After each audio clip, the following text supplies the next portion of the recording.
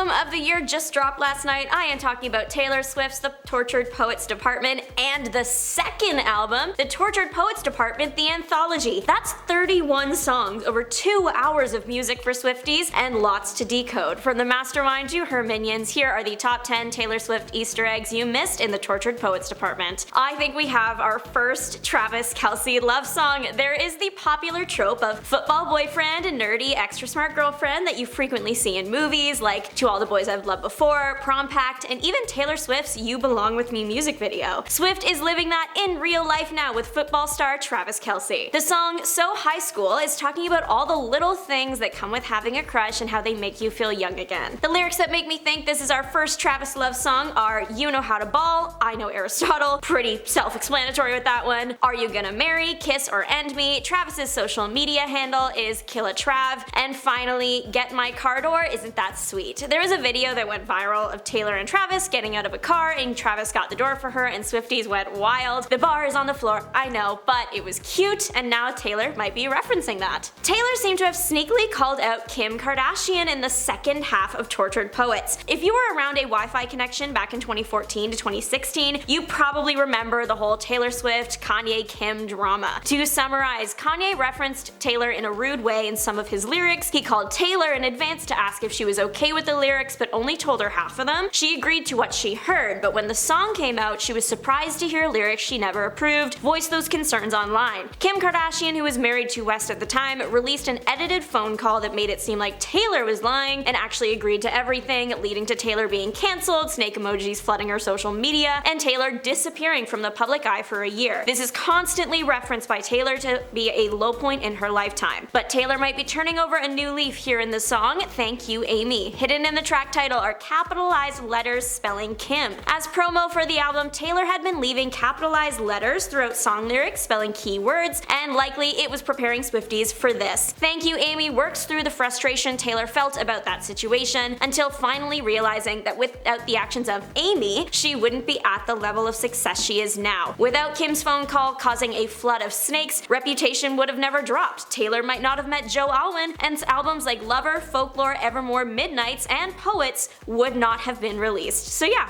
thank you, Amy. The big question, did Joe Alwyn cheat on Taylor Swift? The answer might actually be yes, if we go off the lyrics from track 1 of the album. The song is Fortnite featuring Post Malone. There's a few things to unpack here. Let's start with the big one. Taylor sings, My husband is cheating, I wanna end him. Get straight to the point there. Do we know if this song is about Joe? 100% no, because Taylor doesn't like to confirm who her songs are about, but there are clues. Let's just take a look at the title of the song, Fortnite. It's an English term meaning a period of 14 days. When Swift and Alwyn broke up almost a year ago, about 12 to 14 days after the announcement, Alwyn was featured in an Instagram post by a castmate for a film he was in. Almost instantly, people started to accuse him of cheating. The castmate, Emma, shared a series of photos on Instagram with the caption, Moments in March with a heart and camera. So all that happened about a fortnight after the breakup news dropped, and now the song is lyrics about cheating. It's not looking good. Also in the song, not to do with the possible cheating, Taylor sings about someone tugging on her sweater. The biggest track from Folklore was Cardigan, a song about someone finding something that feels tucked away and forgotten and loving it back to life. On the sci-fi alien-esque track for Down Bad, Taylor references lyrics from past songs written about and even with former boyfriend Joe Alwyn. The song is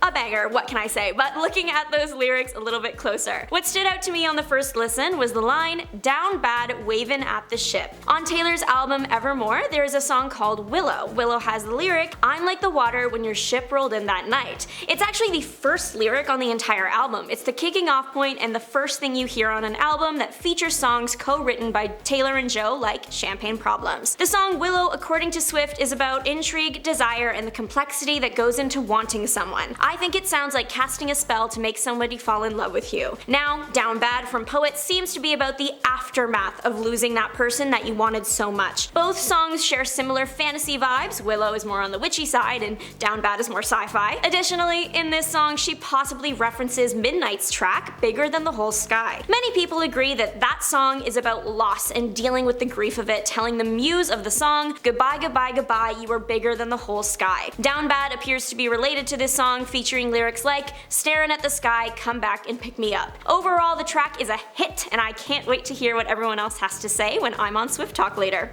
Remember when Taylor Swift dropped blank space and every line went triple platinum on Tumblr? It was a simpler time. Taylor is taking us back with I Can Fix Him. No, I really can. I Can Fix Him is a track that is basically what it says on the tin. Taylor is talking about this guy she sees in a bar that is this classic, mysterious, rough around the edges kind of guy. Is it Matty Healy? We will never know. Point is, the guy is the type that one might be interested in dating but needs some coaching on how to be a better person. The reason I think it might be about Matty Healy is the imagery used, like smoking and people saying that she shouldn't be seeing him. Plus, there is a line about the guy telling revolting and too loud jokes. Healy has gotten in trouble for his onstage persona, known for telling insensitive jokes. A few months ago, Taylor and Matty were rumored to be dating, and Swifties lost their minds as he is a pretty controversial character. That wasn't the first time dating rumors sparked. Back in Taylor's 1989 era, the pair were linked. That's the era for blank space. The pair never confirmed their relationship status, but in the song, Taylor says, I can make the bad guys good for a weekend, and I can fix him reads like an extension of this lyric. Taylor finishes I Can Fix Him with a cheeky lyric, whoa, maybe I can't. Her and Matty's romance rumors disappeared almost as quickly as they started, and maybe it was because Taylor realized that Healy was too tough of a case file. This is all speculation on my end, of course. Track 6, But Daddy I Love Him, also may or may not have something to do with Healy. This track is about dating someone people don't approve of, and like we just talked about in the previous point, Healy was someone that Swifties did not approve of. Now Taylor might be talking right to her fanbase about just what she thought of all that criticism, that she didn't care that much. She may reference this in her lyrics, stay away from her, the saboteurs protested, too much, Lord knows the words we never heard, just screeching tires of true love. She also includes lyrics about how she doesn't really care what happens to her life because she is in love and she can do what she wants. She sings, I'll tell you something right now, I'd rather burn my whole life down than listen to one more second of all this complaining and moaning. I'll tell you something about my good name, it's mine alone to disgrace, I don't cater to all these vipers dressed in empath's clothing. So yeah, Taylor at the time was having a good time and didn't care that the person she was seeing wasn't approved of by her fans. LOML traditionally means love of my life, but to Taylor Swift fans, it's now loss of my life. In this track, there is a fun reference to The Wizard of Oz. And The Wizard of Oz is a film or book that Taylor references throughout albums that have been previously written about ex-boyfriend Joe Alwyn. The LOML lyrics that I am referring to here is, the coward claimed he was a lion, I'm combing through the braids of lies, I'll never leave, never mind, our field of dreams engulfed in fire. Okay, so Taylor references the cowardly lion, the braids like Dorothy's famous hairstyle in the film, and lastly, the field of dreams might be a reference to the poppy scene in the movie when the field of poppies puts the yellow brick crew to sleep. References to The Wizard of Oz from former albums include Taylor's Karma music video, lyrics from the song Optimistic Voices in the film resembling Taylor's song Out of the Woods, and then during the Reputation era and leading up to the release of Lover, two eras very much centered around her romance with Joe Alwyn, Swift referenced the film in photos posted to her Instagram and in tweets. Track 13, Taylor's lucky number, I Can Do It With a Broken Heart. This track is all about Taylor having her heart shattered, yet she still needs to get up and do her job. She might be heartbroken on the floor, but she has a job to do and she will fake it till she makes it. News of the breakup between Swift and her ex-boyfriend of 6 years, Joe Alwyn, dropped during the first few shows of the Eras tour. I'm being so serious, I remember where I was when my friend called me with the news. Taylor famously removed the song Invisible String from the setlist and replaced it with The One, and for the weeks following, she could be seen crying on stage. Taylor, using I Can Do It With a Broken Heart, has now confirmed she was in fact not feeling her greatest at this point in time, even though she was on the tour of her career at the height of her success and glittering every night. She sings, You Know You're Good when you can even do it with a broken heart. In the background, you can hear the sounds of, presumably, the Eras tour. Someone doing a countdown and little tech-related noises like gearing up for a concert. Taylor finishes the song off with a cheeky, You know you're good, haha good, cause I'm miserable, and nobody even knows. Ah, try and come for my job.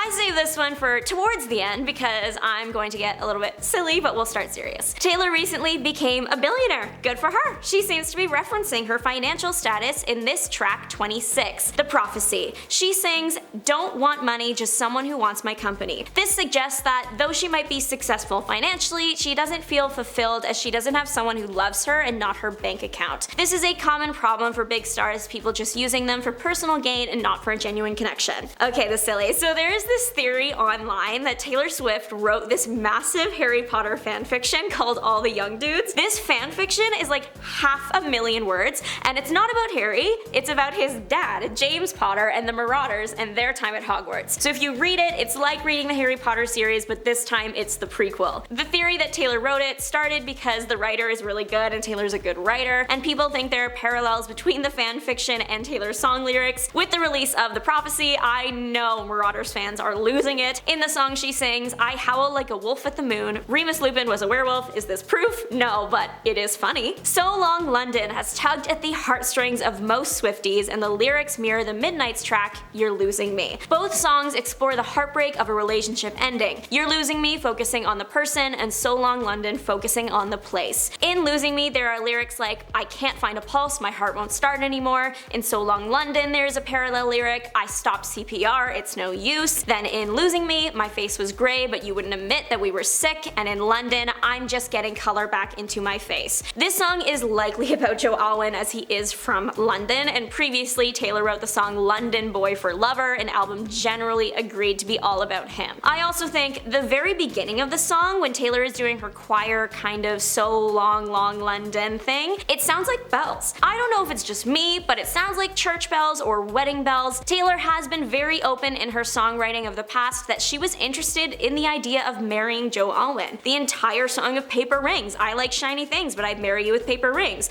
Also, in It's Nice to Have a Friend, "Rice on the ground looks like snow, the tradition of throwing rice at weddings." She even references wedding imagery in this song, saying, "I died on the altar waiting for the proof." That was a lot. I can't thank y'all enough for sticking around. Please let me know your Tortured Poets theories in the comments down below. Happy release weekend, fellow Swifties. This is Juliana signing off. See you later.